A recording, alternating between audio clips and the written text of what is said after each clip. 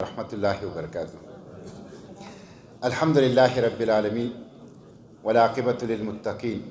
اعوذ باللہ من الشیطان الرجیم، بسم اللہ الرحمن الرحیم۔ وَاعْبُدْ رَبَّكَ حَتَّى يَأْتِيَكَ الْيَقِينُ۔ صدق اللہ العظیم۔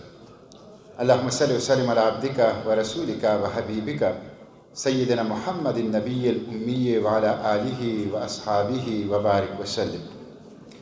محترم ناظم اعلیٰ اسلامی جمعیت طلبہ پاکستان جناب حمزہ محمد صدیقی صاحب، جناب اقبال خان صاحب قیم جماعت اسلامی پنجاب، جناب شاہ زیب صاحب ناظم اسلامی جمعیت طلبہ پنجاب، جناب حافظ تنویر احمد صاحب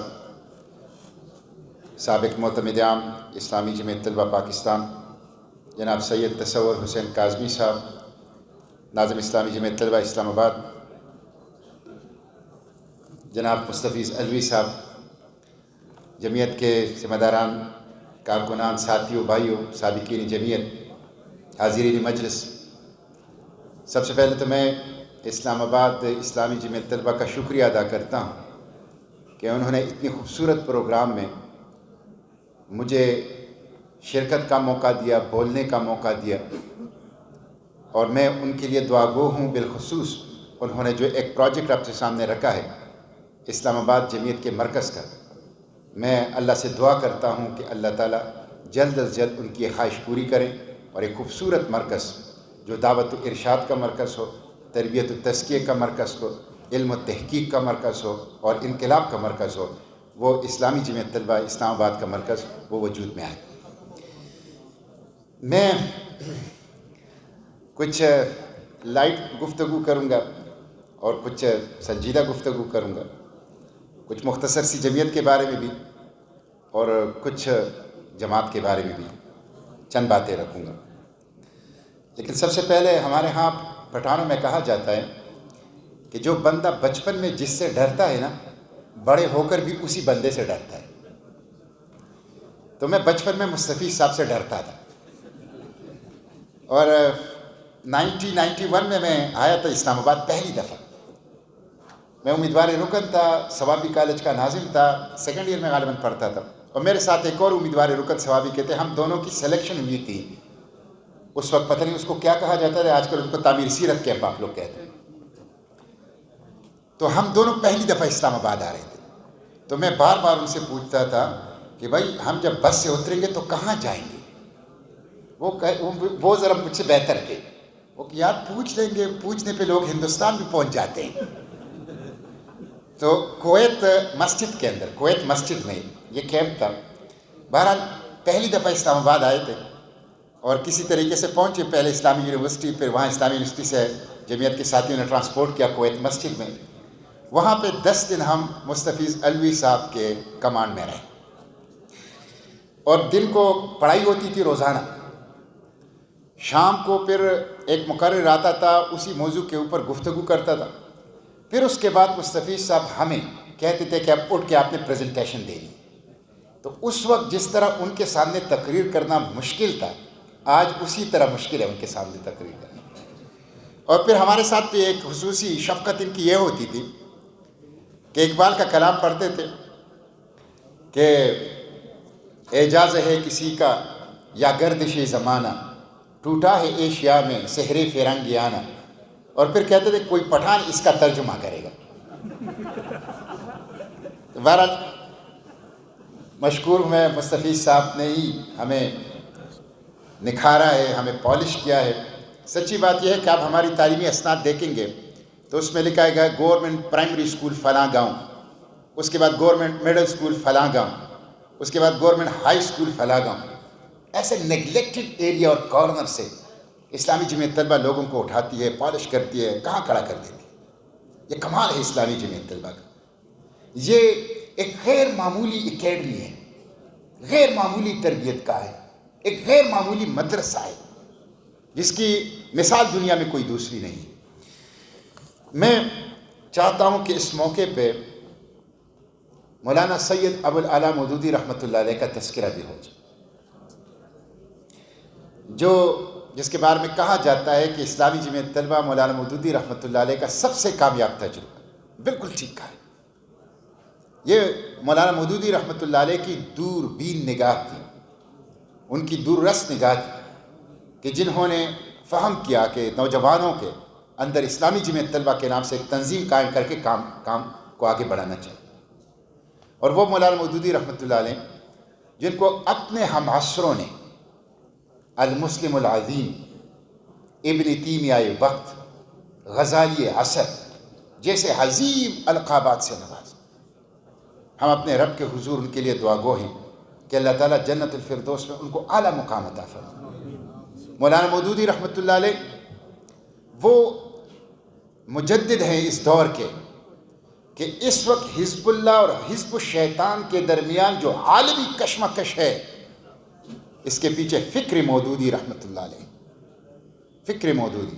تو ہم ان کے لیے دعا گو ہیں، یہ ان کا صدقہ جاریہ ہے، یہ ان کا لگایا گیا شجر طیب ہے، اور مجھے یقین ہے اسلامی جمعیت طلبہ، وہ جو کسی نے کہا ہے نا کہ اگر آپ ہمالیہ سے دیکھیں گے اس خطے کی طرف تو لوگ نظر نہیں آئیں گے، لیکن ایک قداور شخصیت مولانا مودودی رحمۃ اللہ علیہ کی نظر آئے گی۔ تو اس قداور شخصیت کی جو فلسفہ تھا، جو فکر تھی، جو انقلاب تھا، اسلامی جمعیت طلبہ اس کا امین ہے۔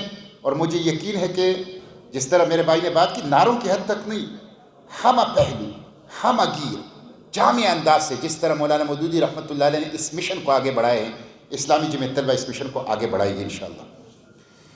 جمعیت کا ایک عجیب تعلق ہے، یہاں پہ عزیز نشتر صاحب نہیں بول سکے، ابھی میرے خیال میں نہیں ہے، آنکھوں میں آنسو آ جاتے ہیں یہ جو انہوں نے چلایا اپنے ماضی کے۔ حالانکہ جس طرح اقبال بھائی نے بات کی، میں پشاور کے کراچی کے اجتماع ارکان میں ناظم اعلیٰ بنا، اور پشاور کے اجتماع ارکان میں فروری 2002 کے اندر فارغ ہوا۔ جس اجتماع میں فارغ ہوا، اسی اجتماع میں میرے امیر ضلع موجود تھے ثوابی کے، اور وہیں پہ آپ کو یہ موقع حاصل نہیں تھا کہ امیر ضلع اٹک میں تھے، وہ میرا امیر ضلع اتفاقاً ثابی کی جمعیت تھے، تو وہ اجتماع ارکان میں آئے تھے، تو وہیں پہ میں نے رکنیت کا فارم فل کر لیا، اور وہیں پہ انہوں نے دستخط کر کے مجھے رکن بنا دیا۔ تو یہ اسلامی جمعیت طلبہ ایک ایسی چیز، جس طرح ماں ایک ہستی ہے جس کو آپ فیل کر سکتے ہیں، ایکسپلین نہیں کر سکتے، جس میں محبت ہے، جس میں کیئر ہے، جس میں مامتا ہے، جس میں ایثار ہے، جس میں قربانی ہے، اور پتہ نہیں اس کے کتنے پہلو ہیں، کتنے حسین پہلو ہیں۔ یہی اسلامی جمعیت طلبہ ہے، بالکل جس طرح ماں کو آپ ایکسپلین نہیں کر سکتے، فیل کر سکتے ہیں، اس کی اتنی زبردست قسم کی محبت کی اور قربانی کی اور ایثار کی اتنی جہتے ہیں، اسی طرح اسلامی جمعیت طلبہ ہے۔ اور سچی بات یہ کہ ہم تو ایک لمحے کے لیے اس تحریک سے ایک لمحے کے لیے جدا نہیں ہوئے، لیکن اس نشست میں بیٹھے ہوئے، یہاں پہ اس نشست پہ بیٹھے ہوئے اس مجلس میں ہمارے خود آنکھوں میں آنسو آ گئے، ہمیں خود اپنے جذبات کے اوپر کنٹرول نہیں رہا۔ تو یہ اسلامی جمعیت طلبہ الحمدللہ، بالکل جس نے کہا ہے بالکل ٹھیک کہا ہے کہ یہ گفٹ ہے پاکستان کے نوجوانوں کے لیے اور ایسٹ ہے امت مسلمہ۔ اللہ تعالیٰ اس جمعیت کو قائم و دائم رکھے، اللہ تعالیٰ اس کو ترقی دے، اللہ تعالیٰ امت کے سارے نوجوانوں کو اس جمعیت کے اللہ اکبر والے پرچم کے نیچے لے آئے، اور جمعیت کو تمام نوجوانوں کے اندر مشہور بھی، مقبول بھی اور محبوب تنظیم بنائے۔ میرے بھائیوں، میں چند باتیں آپ اپنی گفتگو سمیٹوں گا، اس لیے کہ اس کے بعد آپ لوگوں نے کھانا کافی تاخیر ہو رہا ہے۔ دیکھیں، ہم سابقین جمعیت ہیں، سابقین جمعیت کے لیے میں 2-3 باتیں کر کے، اسلامی جمعیت طلبہ میں باقاعدہ یہ سکھایا جاتا ہے جمعیت کے کارکنان کو کہ یہ کوئی پارٹ ٹائم جاب نہیں ہے، یہ مشن کوئی دور طالب علمی تک نہیں ہے، بلکہ یہ شعور کی آنکھ کھلنے سے لے کر زندگی کے آخری سانس تک کا مشن ہے، شعور کی آنکھ کھلنے سے لے کر زندگی کے آخری سانس تک، اور یہی قرآن کی تعلیمات ہے۔ وَلَا تَمُوتُنَّ إِلَّا وَأَنْتُمْ مُسْلِمُونَ، تمہیں موت نہ آئے مگر اس حالت میں کہ تم اطاعت گزار ہو، فرمان بردار ہو۔ وَاعْبُدْ رَبَّكَ حَتَّى يَأْتِيَكَ الْيَقِينُ، اللہ کی بندگی کرو، عبادت کرو، فرمان برداری کرو، یہاں تک کہ وہ یقینی ساتھ موت آ جائے۔ اب آپ کو پتہ ہے کہ موت کی کوئی سینیارٹی لیس نہیں ہے، موت کے پاس کوئی سینیارٹی لیس نہیں ہوتا، موت کا کوئی کیلنڈر بھی نہیں ہے، وہ تو کسی بھی وقت کسی بھی بندے کو آ سکتی ہے، اور یہ ہمارے آئے روز کا مشاہدہ ہے۔ تو جس وقت بھی موت آئے اس وقت ہم اللہ کے مطیع ہوں، غلام ہوں، فرمان بردار ہوں، عبادت گزار ہوں، اور جس کو کہتے ہیں نا فوج کے اندر جو لوگ مورچے کے اوپر شہید ہو جاتے ہیں تو اس کو کہتے ہیں سولجر آن ڈیوٹی۔ ہماری یہ دعا ہے، اور جمعیت نے ہمیں یہ سکھایا ہے کہ جب بھی موت آئے اور ہم قیامت کے دن حشر کے میدان میں اٹھیں تو ہماری حیثیت سولجر آن ڈیوٹی کی، ہم اپنے مورچے کے اوپر کھڑے اپنے مشن کے لیے جدوجہد کرنے والے سپاہیوں کی حیثیت سے، یہ جمعیت نے ہمیں سکھایا۔ میں سابقین جمعیت سے یہ نہیں کہوں گا کہ وہ سب کے سب جماعت کے ایک طرح سے ارکان بن جائیں، اور جس طرح جماعت ایک پولیٹیکل انداز سے یا کام کر رہی ہے اسی طرح کام کرے، لیکن یہ ضرور ہے کہ تمام سابقین جمعیت اپنے مشن کے ساتھ وابستہ رہیں، اپنے مقصد النصبلین کے ساتھ، انقلاب کے ساتھ وابستہ رہیں، اور جہاں بھی ہوں، جس حیثیت میں بھی ہوں، عمر کے جس حصے میں بھی ہوں، جو بھی مالی حیثیت رکھتا ہو اسے تحریک کے لیے کنٹریبیوٹ کرنا چاہیے۔ یہ وفاداری ہے اپنے مقصد سے، یہ مشن ہے، اور نصبلین کے ساتھ اپنی وفاداری ہے۔ اس کے بغیر اگر ہم یہ کام نہیں کریں گے انقلاب نہیں آ سکتا۔ جماعت کے اوپر تنقید کرنے یا اپنی جماعت کے اپنے مقصد نصبلین اور انقلاب کے لیے حصہ نہ ڈالنے کی، جماعت کی کمزوریوں کو اٹھا کے اس کا جسٹیفیکیشن، یہ کوئی طریقہ نہیں ہے۔ جماعت کے اندر اگر کوئی کمزوری ہے، کوئی خرابی ہے، آگے بڑھ کر اس کو فل کریں، اس خامی کو ختم کریں، اس کمزوری کو ختم کریں، اپنے حصے کی شمع جلائیں، اپنی جو ڈیوٹی ہے، جو ذمہ داری ہے، جو کرنے کا کام ہے وہ کریں اور آگے بڑھیں۔ تو یہ میں اکثر لوگوں کے واقعہ سناتا ہوں کہ دیکھیں انقلاب کے لیے مولانا مودودی رحمۃ اللہ علیہ نے بھی ہمیں یہ کہا، اور تاریخ بھی ہمیں یہ سکھاتی ہے، خدا اللہ کے پیغمبر صلی اللہ علیہ وسلم کی سیرت ہمیں یہ سکھاتی ہے کہ انقلاب کے لیے زیادہ لوگوں کی ضرورت نہیں ہے، انقلاب کے لیے تھوڑے لوگوں کی ضرورت ہے، لیکن وہ ایسے لوگ ہوں جو اپنے مقصد النصبلین اور مشن کے رنگ میں رنگے ہوئے، اور جو قرآن کے الفاظ میں کہ جو اللہ کے ہاں اپنی تجارت کر چکے ہو، ان اللہ اشتری من المؤمنین انفسهم واموالهم بان لهم الجنہ، ایسے لوگ، اور جو اپنی عقیدے، اپنی کردار اور شخصیت، اپنی مقاصد، اپنے نصبلین، اپنے منصوبوں، اپنی آرزوؤں، اپنی تمناؤں، اپنی مستقبل، سب کو اپنی انقلاب کے رنگ میں رنگ چکے ہیں۔ ایسے لوگ جب وجود کے اندر آتے ہیں تو یہ جو مادی رکاوٹیں ہوتی ہیں یہ تار عنکبوت ثابت ہوتی ہیں۔ ابن ہشام کا واقعہ، ابن ہشام نے واقعہ لکھا ہے کہ ہجرت جو ہے، ہجرت یہ انسانی تاریخ کا غیر معمولی واقعہ ہے، اس لیے کہ اس نے انسانی تاریخ کا رخ تبدیل کر دیا۔ ہجرت نے، ہجرت سے اسلام جو ہیں وہ عقیدے سے ایک ریاست کی صورت میں سامنے آ گیا، اور وہ ریاست عالمی امامت، ایسی عالمی امامت کہ جو 1000 سال تک عالمی امام رہا، اس کا ذریعہ بنا۔ تو یہ ہجرت جو اتنا بڑا واقعہ ہے کہ حضرت عمر رضی اللہ عنہ نے مسلمانوں کی کیلنڈر کا آغاز جو ہے ہجری سے کیا، فتح مکہ سے نہیں کیا، جنگ بدر سے نہیں کیا، ہجرت سے کیا۔ یہ ہجرت پاسبل کیوں ہوئی؟ ابن ہشام لکھتا ہے کہ 73 لوگ آئے تھے مدینے سے، 2 خواتین تھیں، 71 مرد تھے۔ انہوں نے اللہ کے پیغمبر صلی اللہ علیہ وسلم سے بیعت عقبہ ثانیہ میں، the second pledge of the Aqaba, اس میں کہا کہ آپ مدینے آ جائیں، ہم آپ کا ساتھ دیں گے اور آپ کی دعوت کو سپورٹ کریں۔ تو کہتے ہیں کہ جب وہ بیعت کر رہے تھے اللہ کے پیغمبر صلی اللہ علیہ وسلم سے، تو پہلے ان انصار میں سے کچھ لوگوں نے کہا کہ ٹھہر ذرا سوچ سمجھ لو۔ یہی جمعیت کہتی ہے، جب آپ کو رکنیت کا حلف اٹھاتا ہے تو رکنیت کے حلف کے الفاظ پہ آپ غور کیجئے، وہ آپ کو اس پروسیس سے گزار کے بقائی میں ہوش و حواس، ٹھنڈے دماغ کے ساتھ خود اپنی طرف سے آپ کو فیصلے کا اختیار دیتا ہے۔ جب وہ ٹھہرے تو انہوں نے کہا کہ دیکھو یہ جو بیعت آپ کر رہے ہیں اللہ کے پیغمبر صلی اللہ علیہ وسلم سے، اس کا مطلب یہ ہے کہ تمہارے چھوٹے چھوٹے نازک بچے قتل کر دیے جائیں گے، اس کے لیے تیار ہو؟ یہ جو بیعت تم لوگ کر رہے ہو اس پیغمبر سے، اس کا مطلب یہ ہے کہ تمہارے عزت دار، شرف والے سردار، قابل فخر سردار وہ قتل ہوں گے، اس کے لیے تیار ہو؟ یہ جو بیعت آپ لوگ کر رہے ہیں اس پیغمبر صلی اللہ علیہ وسلم کے ساتھ، اس کے نتیجے میں آپ لوگوں کی معیشت کی ریڑھ کی ہڈی ٹوٹ جائے گی، آپ کو فاقے اور بھوک کا سامنا کرنا پڑے گا، اس کے لیے تیار ہو. اور یہ جو بیعت کر رہے ہو اس کے نتیجے میں دنیا کے سرخ و سفید تم سے لڑنے کے لیے امڑ آئے گی، اس کے لیے تیار ہو. ان لوگوں نے کہا کہ ہاں ہم تیار ہیں. اس کے بعد وہ بیعت ہوئی. اس کے بعد، اور آپ کو بتائیں محققین نے اس کے اوپر لکھا ہے کہ جو 73 لوگ تھے یہ گئے کہاں. اس کے اوپر محققین نے لکھا ہے کہ ان 73 میں سے 50% آدھے لوگ جنگ بدر، جنگ احد اور جنگ خندق میں شہید ہو گئے. من المؤمنین رجال صدقوا ما عاهدوا الله علیہ فمنهم من قضى نحبه ومنهم من ينتظر. انہوں نے اسلام کا غلبہ دیکھا ہی نہیں. یہ جمعیت کے سابقین سے ہم توقع رکھتے ہیں. اس لیے میں آپ سے کہتا ہوں، آپ جہاں بھی ہو، ضروری نہیں کہ ہر بندہ ایک ہی کام کرے، ہر بندہ ایک ہی انداز سے کام کرے. جہاں بھی ہو، آپ ایک محقق ہیں، تحقیق کریں. آپ ایک ٹریڈر ہیں، ٹریڈ کے میدان میں یہ کام کریں.